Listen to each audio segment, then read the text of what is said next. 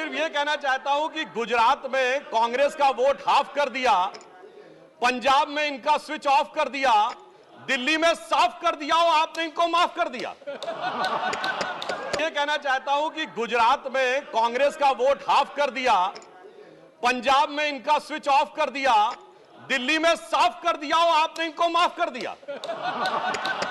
और उसके माफी के बाद भी मुझे लगता है अभिषेक मनु सिंघवी जी ने कहा था, तो मैं भी ये कहना चाहता हूं, आप साथ में आए हैं दिल्ली के इस बिल पे, दिल्ली की जनता के लिए आए हैं या किसी और कारण से आए हैं, ये दिल्ली की समझदार जनता समझती है।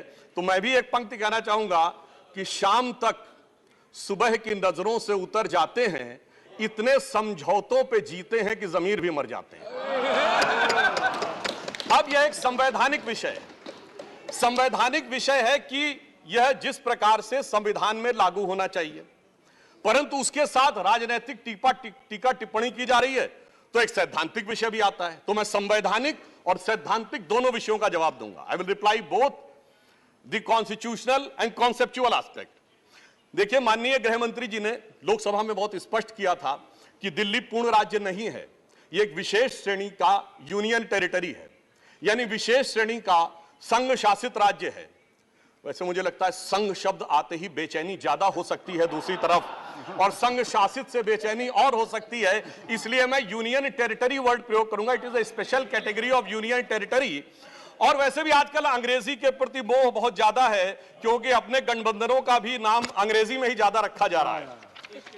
संविधान में जो भाग 8 में उल्लिखित, वैसे तो जब मैंने टीवी चर्चा के दौरान कई बार विपक्ष के लोगों से INDIA का हिंदी फुल फॉर्म पूछा, तो पहले दिन तो लोग गूगल देख के भी नहीं बता पाए। खैर, अब मैं कहना चाहता हूं कि संविधान के भाग 8 में उल्लिखित प्रावधानों के अनुसार, अरे सुनिए, देखिए, संविधान के भाग 8 में उल्लिखित प्रावधानों के अनुसार अनुच्छेद 239 से 242 तक संविधान में इस विषय का पूर्ण वर्णन है। अनुच्छेद 239 में इसका विशेष प्रावधान किया गया है।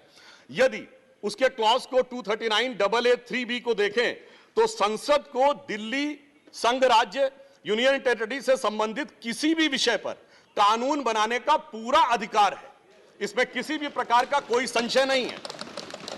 सर्वोच्च न्यायालय के जिस निर्णय का बार बार उल्लेख किया जाता है और हमारे विरोधी उसको अपने हिसाब से प्रयोग करते हैं, उसमें भी बहुत साफ देख लें कि 105 पेज के उस निर्णय में कहीं पर भी सर्वोच्च न्यायालय ने संसद के द्वारा दिल्ली के बारे में कानून बनाए जाने के विषय के ऊपर किसी प्रकार की कोई टिप्पणी नहीं की है।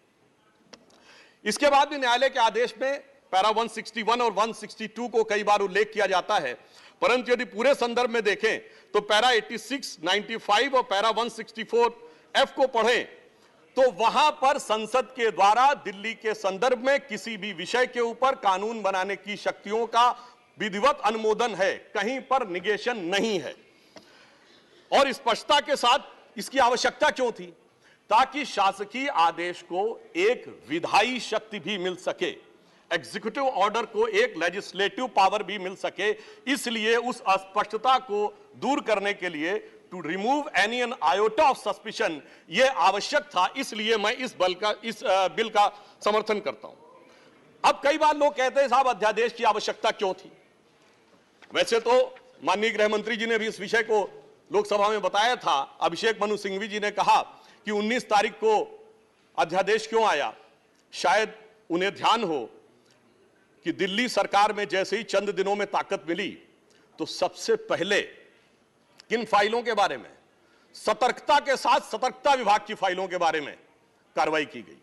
मीडिया में प्राप्त समाचारों के अनुसार सतर्कता सचिव ने यह रिपोर्ट किया कि रात 9 बजे मंत्री के द्वारा उनको कॉल किया गया, सुबह 3 बजे तक वह कार्रवाई चलती रही, 76 से अधिक फाइलें मंगाई गईं और उन्होंने उपराज्यपाल महोदय को यह आशंका भी व्यक्त की कि उसमें कई ऐसी फाइलें थीं जो कि गोपनीय थीं और उसके अनुसार उन फाइलों में किसी भी प्रकार की छेड़छाड़ भी संभव है।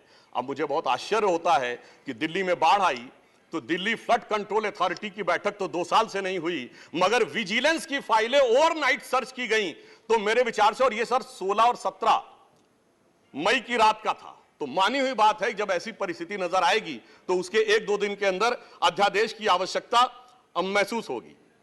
यहां मैं एक और बात भी कहना चाहता हूं कि ब्यूरोक्रेसी पे नियंत्रण की बात आम आदमी पार्टी की सरकार के द्वारा की जाती है, तो ये लोग तो अपनी एक पैरेलल ब्यूरोक्रेसी भी बना चुके हैं, क्योंकि अनेक प्रकार के समाचार पत्रों में आया है कि कई ऐसे लोग जो कि आम आदमी पार्टी के पदाधिकारी हैं, वो सरकारी पदों पर भी विद्यमान हैं और सरकारी पदों पर रहते हुए सरकारी शक्तियों का भी उपयोग कर रहे हैं। वैसे ये लोग बहुत दावा करते हैं कि उन्होंने बहुत सारी चीजें फ्री दिया, कुछ 100 रुपए दिल्ली की जनता को कुछ मामलों में फ्री मिला और अपने लोगों को कई मौकों पे, कई जगहों पे, दर्जनों से ऐसे लोग हैं जिनको लाख लाख, 1.5 लाख की तनख्वाहें मिली। और यदि आरोपों को देखा जाए तो करोड़ों रुपए के घोटालों के आरोप हैं।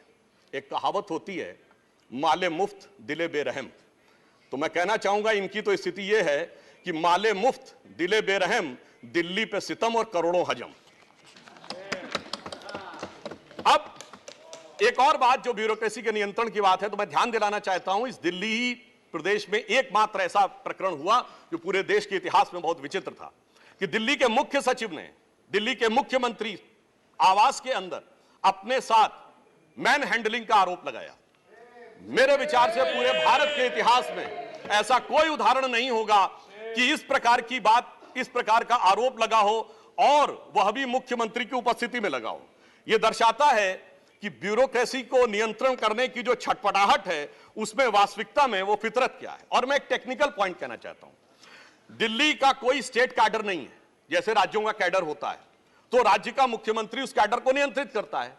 जो आईएएस और आईपीएस अधिकारी होते हुए यूनियन टेरिटरी कैडर में आते हैं, जब वो सारे राज्यों में, सारी केंद्र शासित राज्यों में उनका स्थानांतरण हो सकता है, तो मैं आपके माध्यम से विपक्ष से पूछना चाहता हूं कि यदि दिल्ली के एक अधिकारी का ट्रांसफर गोवा होना है और दिल्ली के सीएम की उस पर एब्सोल्यूट अथॉरिटी होगी, तो यह कैसे संभव हो सकता है? इसलिए यह आवश्यक है कि इस विषय के ऊपर केंद्र सरकार की शक्तियां परिभाषित हो। अब एक दूसरी बात भी है, दिल्ली में स्टेट कैडर भी नहीं है। यानी जैसे स्टेट पब्लिक सर्विस कमीशन होता है और राज्य के कैडर होते हैं, तो यहां भी दानिश कैडर है। यानी दानिश कैडर में भी 3-4 यूनियन टेरिटरी आती हैं, दमन दीव और अन्य। अब दानिश कैडर के एक अधिकारी की जरूरत यदि अंडमान में या दमन दीव में भी होगी और दिल्ली का मुख्यमंत्री यह तय करेगा, तो क्या यह संवैधानिक दृष्टि से उचित है? इसलिए मैं कहना चाहता हूं कि माननीय गृह मंत्री जी ने जो यह विषय रखा है वो पूरी तरीके से उचित है। अब दुरुपयोग की बात में मैं एक और बात कहना चाहता हूं, इनकी वास्तविक मंशा क्या थी। दिल्ली में एक जनरल फाइनेंशियल रूल 2019 है जो ये कहता है कि 10 करोड़ रुपए से अधिक का अगर किसी भी प्रकार का व्यय होगा तो वह मंत्री की शक्ति से बाहर होगा और वह एलजी के पास जाएगा। महोदय, इनके मुख्यमंत्री जी का जो मकान या वजीर आला का अजीमुशान महल बनाने के लिए जो बिल बने साहब, वो पूरे उसके एक साथ नहीं बने। 10 करोड़ से कम के 8.5, 8, 7.5, 9 करोड़ रुपए के डिफरेंट बिल बने। और एक मद ऐसा है जिसमें कि मुख्यमंत्री कार्यालय के कर्मचारियों के लिए, महोदय जानते कितने का बिल बना? 9.99 करोड़। यानी 0.01 से कैसे बचा जा सकता है कि टेंडर न करना पड़े, मन मुताबिक खर्चे कर लिए जाएं। यह दर्शाता है कि नियमों के प्रति और ब्यूरोक्रेटिक नियमों के प्रति इनके मन में क्या आस्था है। और इतना ही नहीं, दिल्ली मेट्रो के लिए तो वृक्ष काटने की परमिशन वर्षों तक नहीं मिलती थी, मगर मुख्यमंत्री आवास के लिए वृक्ष काटने की परमिशन उनको मिल जाती थी। अब इसके साथ मैं एक और बात कहना चाहता हूं, एक नैतिकता, सैद्धांतिकता का सवाल उठाया जाता है। तो मैं कोट करना चाहता हूं कि दिल्ली के मुख्यमंत्री जी ने, जिनका वो आलीशान शीश महल बना हुआ है, उन्होंने 27 अक्टूबर 2013 को शीला दीक्षित जी के विषय में लिखा था ट्वीट, और उनको मैं कोट कर रहा हूं। उन्होंने कहा कि दिल्ली की मुख्यमंत्री शीला दीक्षित जी के घर में 10 एसी लगे हैं। मैंने तो सुना है कि बाथरूम में भी एसी लगे हैं। कौन भरता है इस एसी का बिल? और आगे वो कहते हैं, मेरा तो कलेजा कांप उठता है ये सोचकर कि दिल्ली की 40% जनता झुग्गियों में रहती है, तो कोई मुख्यमंत्री ऐसे आलीशान घर में कैसे रह सकता है। मैं कहना चाहता हूं, देखिए, केजरीवाल जी का कलेजा कापा हो या ना कापा हो, रूह कापी हो ना कापी हो, रूह है क्या है, किसकी रूह है, उस पर मैं टिप्पणी नहीं करना चाहता। मगर मैं एक बात जरूर कहना चाहता हूं कि शीला दीक्षित जी जहां भी होंगे उनकी रूह को बहुत तकलीफ हो रही होगी कि जब उनके ऊपर ऐसी बातें करने वालों के साथ वो सारे लोग आज आकर खड़े हुए होंगे। वैसे महोदय उनके घर में 10 एसी थे, यहां तो 15 टॉयलेट भी हैं। और इतना ही नहीं, एक एक करोड़ रुपए के पर्दे भी लगे हुए हैं, और 1 करोड़ रुपए के पर्दे का एस्टीमेट है। और इतना ही नहीं, अब सुनिए, उनके सामने एक दूसरी समस्या हो गई है कि अभी तक जो बातें चल रही थी, अब उनके सामने यह समस्या है कि उन चीजों को कैसे छुपाएं। देखिए, मैं इनके लिए कहना चाहूंगा कि अब उनकी फितरत जग जाहिर हो चुकी है। तो आज आम आदमी पार्टी की स्थिति यह है कि अब जो चेहरे से जाहिर है, छुपाएं कैसे, तेरी मर्जी के मुताबिक नजर आए कैसे। अब इस घर को सजाने का तसव्वुर हुआ बात की बात, अब तो मुश्किल है कि इस घर की हकीकत को छुपाएं कैसे। और यहां पर इसके बाद मैं कटाक्ष के बाद एक बात करुणा के साथ कहना चाहता हूं कि अन्ना हजारे के आंदोलन से निकली हुई वो पार्टी जो एक कमरे के मकान में रहते थे, और उससे निकली हुई पार्टी आज सैकड़ों करोड़ के आलीशान मकान में रहती हैं, तो मैं कहना चाहता हूं कि दिल्ली की जनता और जिन जिन लोगों ने उस आंदोलन का समर्थन किया, उनके ऊपर भी एक आघात है। और साथ ही साथ ये एक बात का और भी संकेत देता है, फूड फॉर थॉट है देश के लोगों के लिए, कि एक्सपेरिमेंटल पॉलिटिक्स कई बार बड़े विचित्र परिणाम भी देती है। अब किसी नए नवेले प्रयोग को आजमाने का वक्त नहीं है, बल्कि आजमाए हुए मोदी जी के नेतृत्व को चमकाने का वक्त है। और बहुत से लोग ये कहते हैं, संवैधानिक नैतिकता का प्रश्न उठाते हैं कि अध्यादेश क्यों लाया गया। अध्यादेश के लाने का तात्कालिक कारण मैंने बता दिया, और वैसे मैं अपने विपक्ष के लोगों के सुलभ संज्ञान के लिए बता देना चाहता हूं कि इन लोगों ने कितनी बार अध्यादेश लाए हैं। नेहरू जी की सरकार में 70 बार, इंदिरा जी के जमाने में 77 बार, राजीव जी के समय में 35 बार, नरसिम्हा राव जी के समय में 77 बार, मनमोहन सिंह जी के समय में 61 बार, और जो यूनाइटेड फ्रंट गवर्नमेंट बनी थी भाजपा विरोध में, उसमें 1.5 साल में 77 बार। तो मुझे लगता है अध्यादेश का विषय उठाने से पहले इस अंक गणित को भी देख लेना चाहिए। अब मैं एक और बात कहना चाहता हूं, जो संविधान की दुहाई देते हैं उनके लिए, ये तो वो लोग हैं सभापति महोदय जिनकी संविधान में क्या आस्था है। इन्होंने संसद के द्वारा पारित सीए कानून के खिलाफ विधानसभा में प्रस्ताव पारित कर दिया। यह संविधान का सम्मान है। और वो सिटीजनशिप अमेंडमेंट एक्ट था। नागरिकता का विषय तो पूर्ण राज्य का भी विषय नहीं हो सकता, और तो उसके बावजूद दिल्ली सरकार ने पारित कर दिया। तो इसका अर्थ हुआ कि ये जिस प्रकार के कार्य करते हैं, उनका संविधान में कोई आस्था नहीं है। और अभिषेक मनु सिंघवी जी अभी कह रहे थे इलेक्टेड गवर्नमेंट, तो मैं याद दिलाना चाहता हूं, after the 72nd and 73rd constitutional amendment there are 3 tier of government, जिसमें एक म्युनिसिपल और जिला पंचायत, एक स्टेट और एक सेंटर।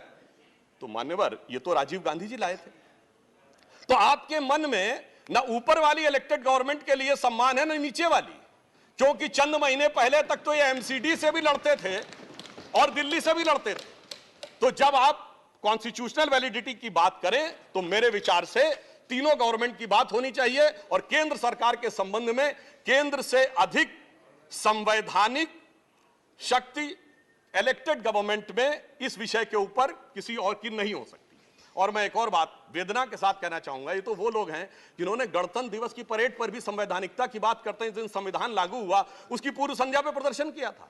महोदय, मैं बताना चाहता हूं कि जिस समय इमरजेंसी लगी थी, तब भी हमने कभी 15 अगस्त और 26 जनवरी के दिन राजनीति करने का प्रयास नहीं किया। तो वो लोग जब संवैधानिकता की दुहाई देते हैं तो बहुत आश्चर्य लगता है। और जब बार बार यह स्पष्ट किया जा चुका है कि फुल स्टेट नहीं है महोदय, मगर ये फुल स्टेट से भी संतुष्ट होने वाले नहीं है, इन्हें तो सुपर स्टेट चाहिए। और फुल स्टेट से सुपर स्टेट की दौड़ में मुझे डर इस बात का है कि मेंटल स्टेट में भी ना पहुंच जाएं कहीं, तो कोई आश्चर्य की बात नहीं हो सकती है। और यह बात इसलिए कह सकते हैं कि 49 दिनों की वह सरकार, जब कांग्रेस पार्टी ने इनकी पालकी ढोकर सत्ता की दहलीज पहली बार पार कराई थी, उसके द्वारा अगर आप पारित इनका लोकपाल विधेयक देख लें, तो उसमें संसद और सुप्रीम कोर्ट और जाने क्या क्या सारी चीजों को एक में मिला लिया गया था। और मैं एक बात और कहना चाहता हूं, ये तो वो पार्टी देश का संविधान छोड़िए, अपनी पार्टी के संविधान में आस्था नहीं रखती। जब आम आदमी पार्टी बनी थी तो उसके संविधान में व्यवस्था थी कि उनका अध्यक्ष या संयोजक 3 वर्ष के लिए होगा और अधिकतम 2 बार होगा। मगर जो मीडिया में प्राप्त समाचारों के अनुसार 3 साल पहले उन्होंने वो संविधान में चेंज कर दिया, यानी अब जीवन पर्यंत या अपनी इच्छा के प्रसाद पर्यंत केजरीवाल जी इस विषय के ऊपर रह सकते हैं। तो मैंने इसलिए कहा ना, अपने संविधान के बारे में बात करिए। और मैं ये भी कहना चाहता हूं कि इन्होंने अपनी कार्यकारिणी में ऐसे भी प्रस्ताव पारित किए हैं संविधान के संदर्भ में कि साहब इनके यहां परिवार के भी कितने लोग काम कर सकते हैं, जो मेरे विचार से बड़ी बड़ी परिवार वाली पार्टियों ने भी कभी अपने पार्टी के प्रस्तावों में इन प्रस्तावों को नहीं पारित किया होगा।